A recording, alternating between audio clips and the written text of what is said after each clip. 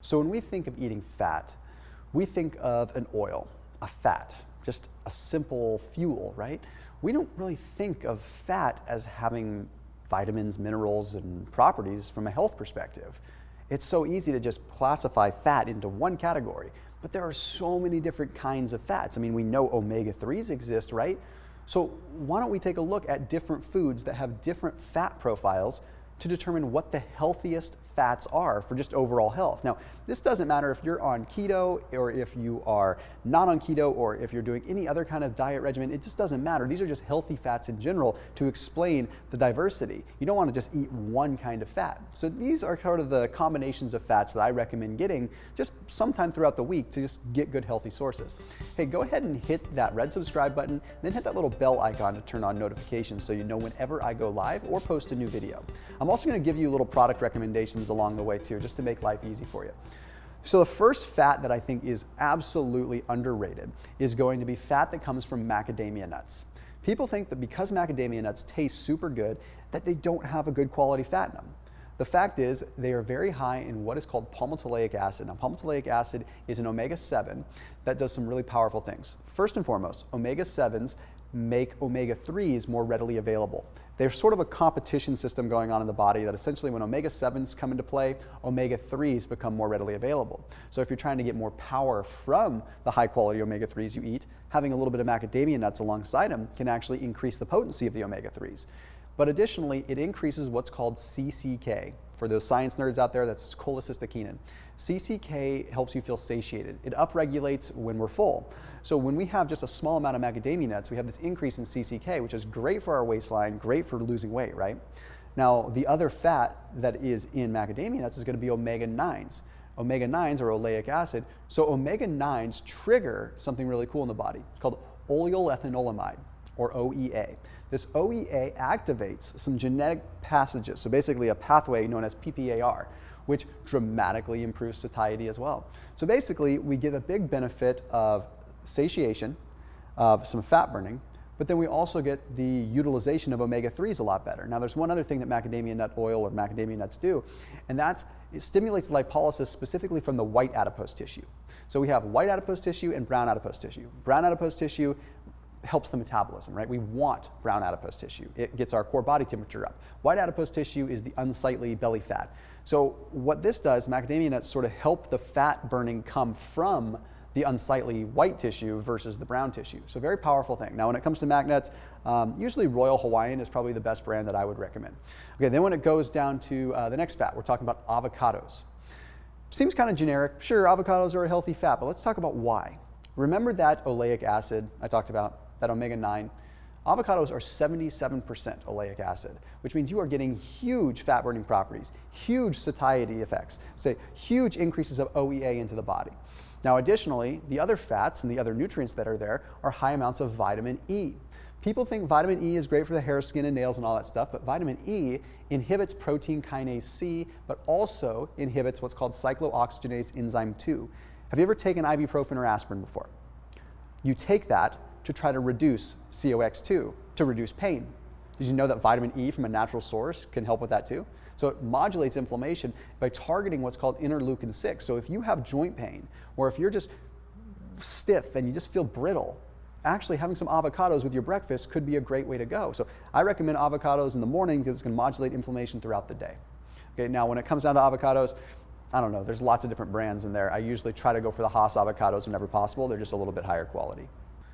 Next up on the list is going to be sardines. Now I know some of you are cringing at the camera right now, and some of you might be saying, yes, I told you. Sardines are one of the highest omega-3 fish that you can get, and the smaller that you go, the lower you get on the food chain, the less contamination there is. So yes, they're in a can, but most of the cans are BPA friendly these days, and you're really not picking up a lot of just negative byproducts from the cans. So with sardines, you have more DHA than you do EPA. Okay, you've got 750 roughly milligrams of what's called docosahexaenoic acid, DHA, and you have about 300 to 350 milligrams of EPA, eicosapentaenoic acid. Both are good omega-3s, but DHA is the more desirable, valuable one. It's the one that can go into the brain. 90% of the fats in our brain are DHA, which means if you want good brain health, if you want to think clear, you want to have DHA. So sardines are phenomenal there. You can go with other fish, but the thing is you're not going to get that same fatty acid profile. Now there is an acronym I want you to remember, and that is SMASH. Okay, that's going to stand for sardines, mackerel, anchovies, salmon, and herring. Those are the best fish that you can eat when it comes down to fatty acid profiles. So highly recommend that. The nice added benefit that we get from sardines is we get a good amount of selenium, which is going to help the liver convert T4 into T3. So it's taking inactive thyroid into active thyroid hormone, therefore revving up your metabolism a little bit. So when it comes down to sardines, there's a few different brands out there. I usually recommend getting sardines that are in water, not in oil. That way you're sticking with just the fats from the fish, not the additional oils that are added in, like soybean or canola or some of these other ones. Wild Planet makes a pretty good brand of sardines. I usually try to look for that one whenever possible. Okay, next up is going to be a weird one, but I'm telling you, it's going to make a big difference, especially if you're doing a low-carb diet, and that is bone marrow. I don't expect you to just eat straight up bone marrow. I really don't. But if you cook soup and you make it from bones, you're going to get the fats from the bone marrow. Bone marrow is like 85 to 90% fat to begin with. It's the soft fatty tissue that's inside a bone. Now it has so many minerals, so many vitamins, so many different properties that are fat soluble that we wouldn't get elsewhere. It's really, really interesting stuff. So it's very high in what are called short chain fatty acids, and it helps what's called butyrate. Butyrate is a short chain fatty acid within our gut that feeds our cells within the lining of our gut. We don't get this from plants. We have to get these kind of fats from animal sources like this, and bone marrow is a really simple way to do it because you can just make broth, right? So these short chain fatty acids combat what are called lipopolysaccharides. Lipopolysaccharides leave the gut, enter the blood, and trigger inflammation. Okay, inflammation leads to weight gain, inflammation leads to just general malaise and lethargy and feeling like garbage. So very important that you do your best to get these short chain fatty acids, and if you can't get bone marrow, eat some ghee, eat some like really high quality animal fat that's coming in that way. Organic, something that's not going to be totally riddled with a bunch of other pesticides or hormones or other things. Now additionally with bone marrow, you have a high degree of what's called adenopectin. Adenopectin, it's a hormone that affects our insulin sensitivity, and it stores a lot of times in the fatty tissue in the bone. So when we consume it from another animal, it has an effect for us too. It helps us out with our adenopectin levels, which helps us out with fighting insulin resistance and potentially even fighting diabetes. It's pretty interesting stuff. But I think the biggest pieces of evidence that are out there are surrounding the world of stem cells in bone marrow. So lymphoid stem cells, blood cell stem cells, things that help grow new blood cells and new parts of the lymphatic system, new cells in the lymph system. This is very important. So if your blood cells are, let's just say for generalization, sick, right? You need new blood cells, you need new life. Well, we need stem cells, and we get that from bone marrow. So anyway, I don't expect you to just eat bone marrow. I would recommend consuming bone broth, or there are bone marrow capsules that have like powdered bone marrow. A company called Antler Farms, I know makes some really good bone marrow capsules. I went ahead and I put a link down below in the description so you can check them out. Okay, the next one that I want to mention is going to be olive oil. Now, I'm not going to spend a lot of time on olive oil because we know the benefits, right? But the big thing I want to talk about with olive oil is the monounsaturated fat, which means we get all the properties of a non-saturated fat, but in a little bit less stable that we could actually drizzle on some stuff. Okay, now you should not cook with olive oil. Okay, olive oil is not stable enough to cook with, it will denature. But that doesn't mean it's a bad oil. That just means it's a little bit more fragile. But fragile oils can be really good. Fish oil is fragile. You don't want to cook in fish oil, right? But you consume it.